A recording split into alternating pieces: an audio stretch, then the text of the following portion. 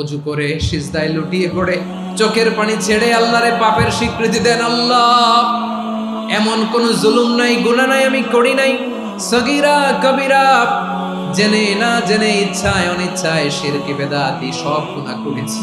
আল্লাহ, আকাশের নিচে জমিনের উপরে আমার চেয়ে বড় গুনাহগার আর কেউ না। চোখের পানি ছেড়ে আল্লাহরে বলেন, আল্লাহ, আমি ছাড়া তোমার গোলামের অভাব নাই, তুমি ছাড়া আমার দ্বিতীয় কোনো রব নাই, তুমি ছাড়া তো কেউ আমার গুনাহ ক্ষমা করার নাই, তুমি আমার রব, তুমি আমার সব। বলতে পারবেন?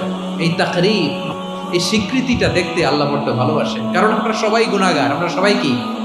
বিশ্বনবী বলেন, কুল্লুকুম খাত্তাউন, বানি আদম, তোমরা সবাই পাপী। সবাই কি? সবাই পাপী। আমরা সবাই পাপী। আপন পাপের বাটখারা দিয়ে অন্যের পাপ মাপি।